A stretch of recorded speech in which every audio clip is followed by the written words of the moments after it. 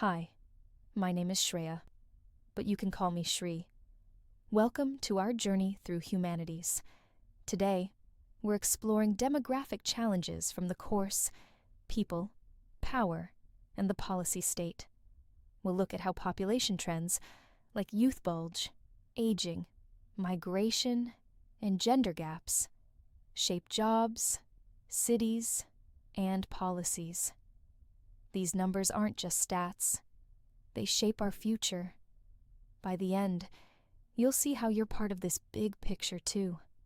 Let's get started. India's population growth. India's population has grown fast, from about 360 million in 1951 to more than 1.4 billion today. This massive growth puts pressure on jobs, cities, and resources. But it's also a sign of how far we've come with better health and longer lives. Different states grow at different rates. Kerala is stable, while Bihar and Uttar Pradesh are still growing quickly. This means policies must be different for each region. Youth bulge. Over half of India's population is under 25. That's a lot of energy and talent. But if we don't provide enough education, jobs, or opportunities, it can become a problem. This is called the youth bulge. It's like having a race car but no fuel. Lots of potential, but no movement. So, we need smart planning to turn this energy into progress. No, employment challenges. Sadly, many young Indians can't find good jobs. More than 20% of youth are unemployed, especially those with degrees, but no practical skills. Most end up in informal jobs without security or benefits. Why? Because the job market is slow, and the skills taught in school often don't match what companies want. Fixing this mismatch is crucial for our economy. Skill development and education gaps. Now let's talk about skills. Even though many students graduate, few are ready for today's jobs. India needs more training in things like computers, digital skills, and trades. Programs like Skill India IM to fix this, but many areas still lack good training centers. We must connect schools with real-life job needs so students succeed. Opportunities in emerging sectors. But here's the good news. New industries are booming. Tech, green energy, healthcare, and startups need young people. If you learn skills in AI, coding, or solar technology, your future can be bright. The government and private sector are both investing in this. It's like new roads are opening. You just need the right vehicle to ride on them. Urbanization and migration. Why are cities like Delhi and Mumbai so crowded? It's because people move from villages looking for jobs and better lives. This is called migration. While cities offer chances, they also get overcrowded. This creates problems for housing, transport, and basic services.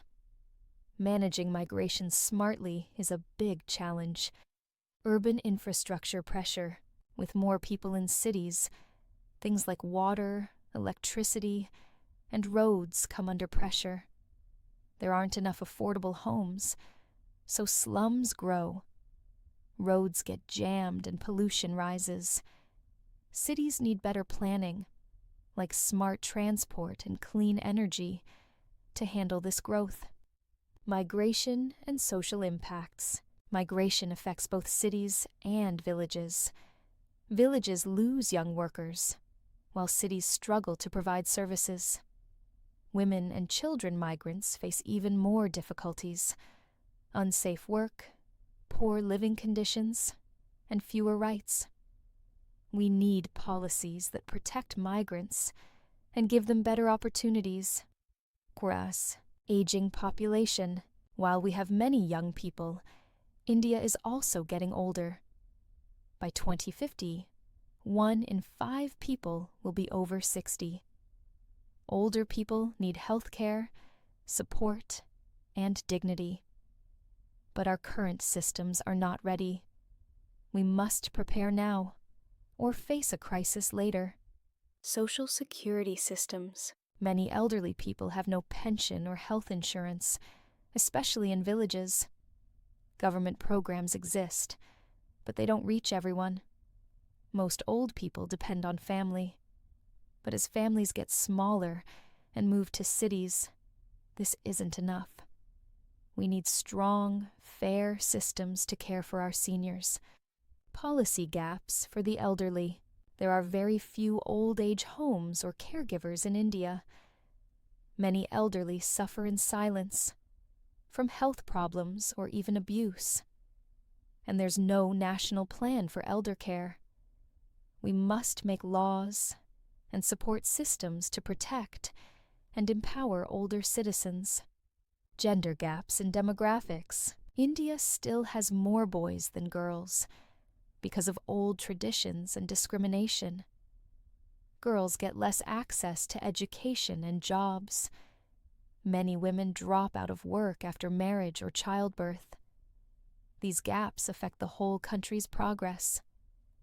Girls must be given equal chances to shine. Sociopolitical gender impacts. In politics, women are still underrepresented. Less than 15% of parliament members are women. Also, many women don't have ID cards or voting rights. But things are changing. Village councils with women leaders are showing the way.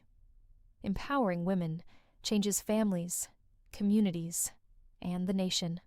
Importance of demographic data. How do we plan anything if we don't know the numbers? That's where data comes in. Like the census or health surveys, they tell us who needs help and where. But data can be delayed or wrong, especially in remote areas. Now, India is trying digital data collection. It's faster, but we must protect privacy too.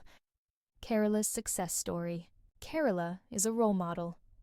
With high literacy, strong healthcare, and gender equality, its population is stable and healthy. Kerala shows what's possible when we invest in people. Other states can learn from its focus on education and welfare.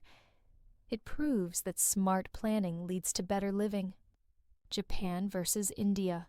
Let's compare India and Japan. Japan has an older population. Many people are over 65. India has more youth. Japan is rich but worries about who will work in the future. India has workers but lacks jobs. We can learn from Japan's elder care and urban planning to prepare for our own future. Global policy innovations. Around the world, countries are trying new ideas. China changed its family planning policies. Germany gives great child care and pensions. Brazil links cash to education and health. These creative policies help manage populations better. India can study and adapt these ideas. What can youth do? So, what about you? Young people can vote, speak up, and join community work. You can learn new skills, become leaders, and make your voices heard. You're not just the future, you're the now. Get involved, stay informed, and believe in your power to shape society. Conclusion. And that's our journey through demographic challenges.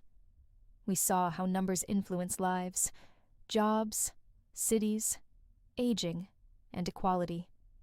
With the right policies and active citizens, India can turn its challenges into strengths. Remember, change starts with awareness. So stay curious, ask questions, and let your voice make a difference. See you next time, and thank you for learning with me.